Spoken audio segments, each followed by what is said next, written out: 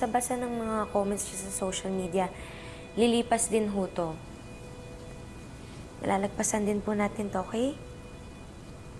Sige po, tawag na lang po ulit ako mamaya.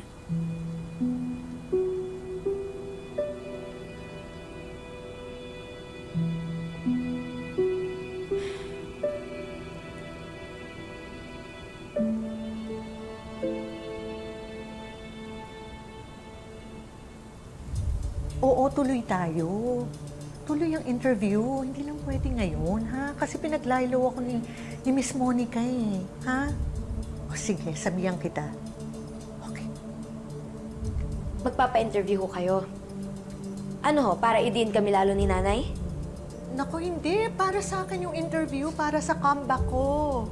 Dahil po sa inyo, laman kami ni nanay ng news, ng social media. Akala ko ho, mabait kayo eh. Maliho ako doon. Dahil pare-pareho kayong mga halari. Kenny, pamangkin. Sorry na. Patawarin mo na ako. Huwag niyo ho akong matawag-tawag na pamangkin. Dahil kung yun po talaga ang tingin niyo sa akin, hindi niyo po magagawang ilabas yung nakaraan ni nanay at hindi niyo kami sisirain. Sige na naman, Jenny. Pag nagsalita pa ho ulit kayo, Miss Sugar, ako na ho makakaharap niyo.